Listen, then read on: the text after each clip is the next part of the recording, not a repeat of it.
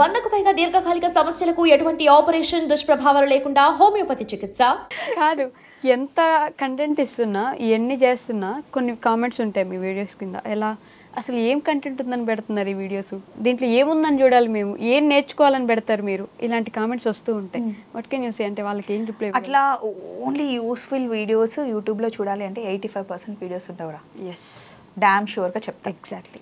కానీ నేను అత్తమ్మతో ఉన్నది ఎలా ఉంది, మమ్మల్ని చూసి అత్త కోడలు ఎలా ఉండాలో నేర్చుకోవచ్చు ఖచ్చితంగా. అక్క చెల్లెలు ఎలా ఉండాలో నేర్చుకోవచ్చుగా, ఫ్రెండ్షిప్ ఎలా ఉండాలో నేర్చుకోవచ్చుగా, ఫ్యామిలీ రెస్పాన్సిబిలిటీస్ నేర్చుకోవచ్చు కదా.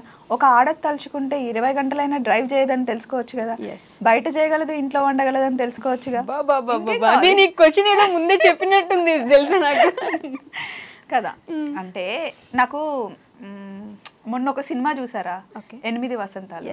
అందులో అమ్మాయి అందంగా ఉంది అని చెప్పడం కన్నా స్ట్రాంగ్ క్వాలిటీ, కరుణ ఉంది, క్వాలిటీస్ అంటారు చూడు.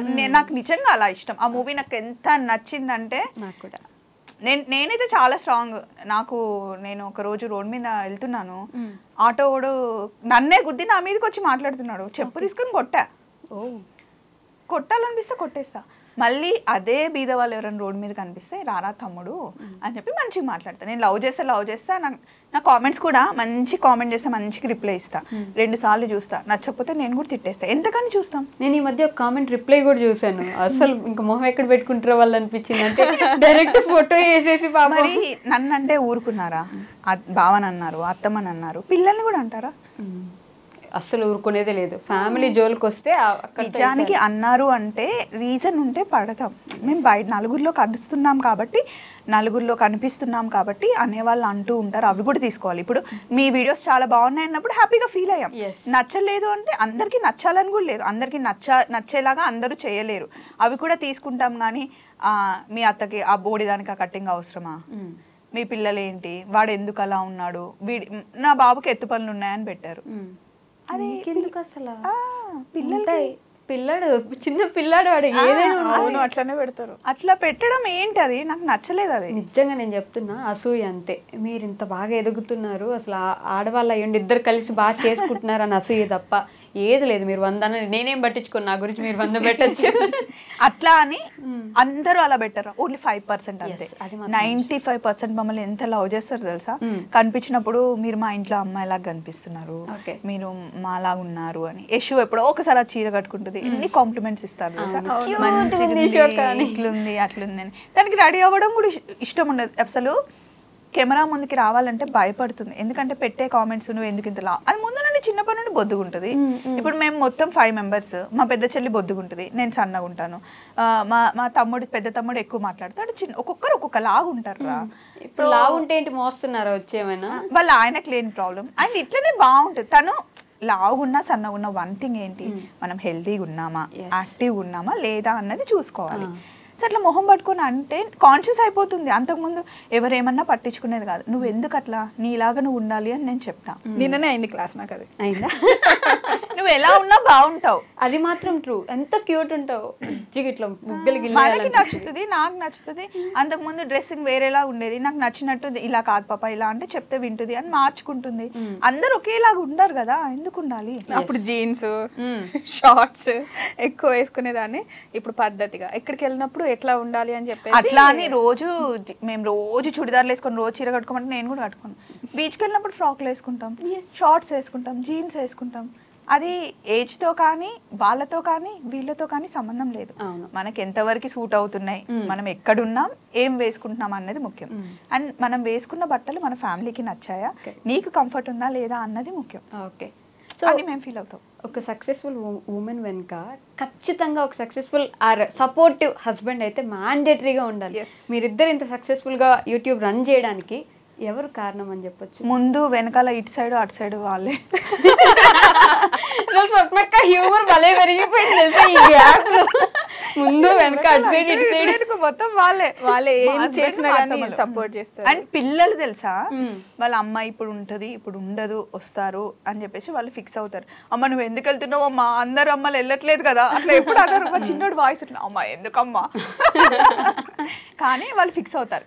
మళ్ళీ ఒకవేళ వాళ్ళకి ఇంపార్టెంట్ గా డే కావాలి అనుకుంటే అమ్మ పలానా డేట్ పీటీఎం ఉంది, టీచర్ నేను రమ్మనింది, ఆడే ఎక్కడ షూట్ పెట్టుకోవద్దు, ఆ రోజు రావాలని చెప్తాను, మేము ఉంటాం. మొగుళ్ళని వదిలేసి రోడ్ల మీద పడి తిరుగుతూ ఉంటారు ఎప్పుడు. మా మొగుళ్ళకి మీకెందుకు అసలు ఎక్కడేం తిరుగుతారు మీకెందుకు? ఇది నా ఆన్సర్, మీరేం చెప్పగలరు? ఇప్పుడు నేను ఇంట్లో కూర్చున్నా, మా ఆయన ఇంట్లో కూర్చోడుగా, మా ఆయన పని మా ఆయనకు ఉంటుంది, నా పని నాకు ఉంటుంది. ఆయన వచ్చే టైం నాకు తెలుసు, నేను ఆ టైంకి ఉంటాను.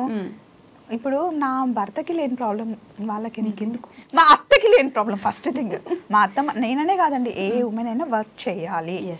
ఎందుకంటే నలుగురిలో తిరిగితే తెలుస్తుంది. రేపు పొద్దున ఈ రోజు ఉన్న జీవితం రేపు ఉంటుంది అని నువ్వు చెప్పలేవు కదా. సో మనం ఎవ్వరు ఉన్నా లేకపోయినా వైఫ్ అండ్ హస్బెండ్ ఇద్దరు ఒకటే. కానీ వర్క్ విషయానికి వచ్చినప్పుడు ఎవరిది ఇండివిజువాలిటీ వాళ్ళకే ఉండాలి, ఎవరి ఐడెంటిటీ వాళ్ళకే ఉండాలి. నువ్వు హస్బెండ్ ఉన్నా లేకపోయినా నీ ఖర్చులకి నువ్వే సంపాదించుకోవాలి. నీ హస్బెండ్ కోటీశ్వరుడు కానీ నువ్వు టిక్లీ కొనుక్కోవాలన్నా, వాచ్ కొనుక్కోవాలన్నా, డ్రెస్ కొనుక్కోవాలన్నా, నేను ఇప్పుడు రోజుకి ఒక డ్రెస్ వేసుకుంటా వైషు, ప్రతిసారి నేను మా ఆయన అడిగితే ఎలా ఉంటుంది? నాకు ఇష్టం కూడా ఉండదు. అట్లా ఎందుకు అడగాలి? మనకు మనం సంపాదించి చేసుకుందాం. ఆయన పెట్టే స్థాయిలో ఉంటారు, అడిగితే ఇస్తారు కూడా. అది ఏదైనా సరే, ఎంత పెద్ద ఇంటికి ఇచ్చినా కూడా మనకంటే అమ్మ నాన్న చదివిచ్చారు కదా, దానికి కనీసం కొంచెం అని మా డాడీ, నీకు ఏదేమైనా చదువుకున్న దానికి వెళ్ళి జాబ్ చేసుకుంటే నీ కాన్ఫిడెన్స్ నీకే ఉంటుంది. మా అమ్మ చెప్పింది, మా నాన్న చెప్పింది, మా అత్తమ్మ చెప్తుంది, మా ఆయన కూడా మాకు ఆ ఫ్రీడమ్ ఇచ్చారు. ఇప్పుడు మేము ఇద్దరమే కార్ వేసుకొని వెళ్ళిపోతాం ఎక్కడో. ఇప్పుడు వారణాసి వెళ్తాం, వైజాగ్ వెళ్తాం, విజయవాడ వెళ్తాం, హోటల్ రూమ్స్ తీసుకుంటాం. మా ఆయనకు చెప్తాం, ఒకసారి ఆయన బుక్ చేస్తాడు, ఇష్యూ చేస్తుంది, ఏం చేస్తాను, వెళ్తాం.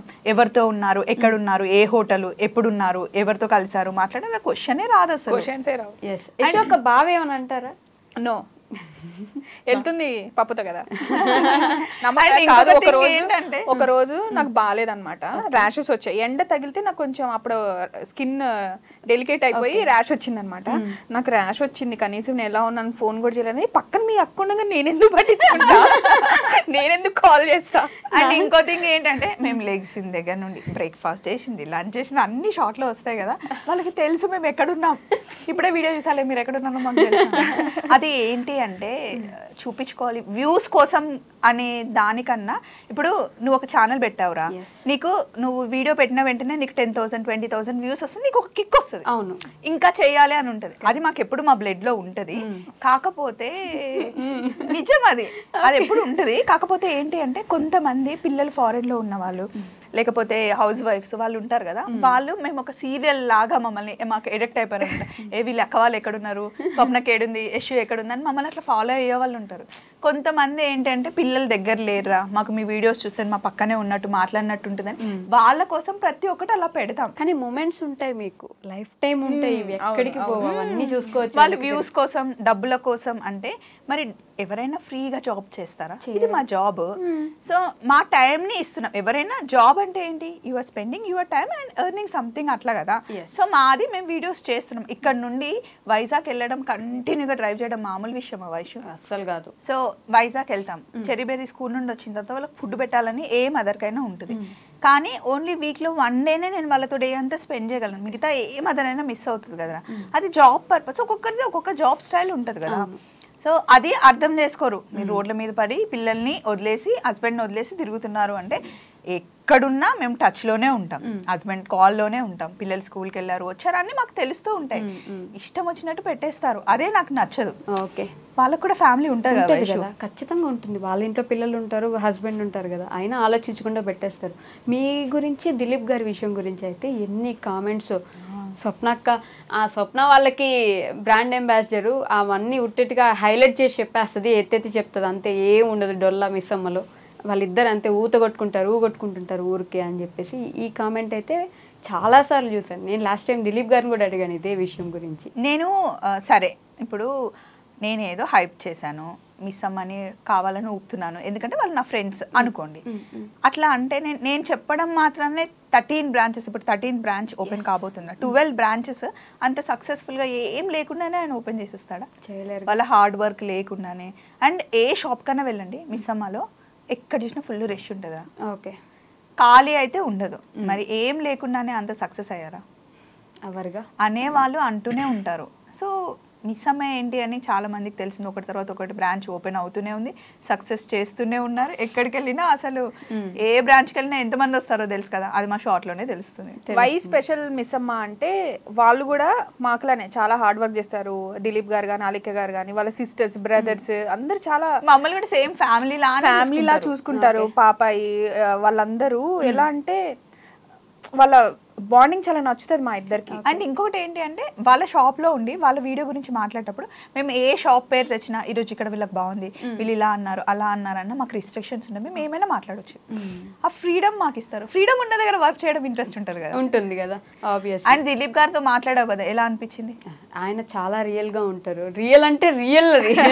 ఇప్పుడు మీరు ఎట్లా మాట్లాడుకుంటున్నావు మనము అంతే అన్నావు కదా ఇందాక, అక్క నువ్వు పెద్దరికంగా ఉండి చిన్న పిల్లలు ఎక్కడ మిస్ అవ్వరని. ఆయన కూడా అంతే, ఇంట్లో పెద్ద అబ్బాయి కదా, ఆ రెస్పాన్సిబిలిటీస్ అన్ని చూసుకొని ఆ చిన్న పిల్ల తన మిస్ అయ్యేది ఉంటది కదా, మా ఇద్దరి మీద చూపిస్తాం. అమ్మో నన్ను అయితే ఫుల్ ఆడుకుంటాడు తెలుసా, అసలు కొబ్బరి చిప్ప దొరికినట్టు చేస్తారండి నిజంగా నన్ను అయితే. ఆయన మమ్మల్ని పిలిచేదే అలెకియా దిలీప్ ఇద్దరు మమ్మల్ని ఎప్పుడు పిలుస్తారంటే ఫ్రీ టైంలో చూసుకొని పిలుస్తారు, ఏం ఇంకా నెక్స్ట్ వర్క్ లేనప్పుడు. సో మంచి ఫన్ మంచి మాట్లాడుకుంటాం. పాపాయ్ అయినా రాజేష్ అయినా అంతా సో ఒక ఫ్యామిలీ రా, ఇంకా ఎక్కువ ఏం చెప్పలేను మిస్ అమ్మ.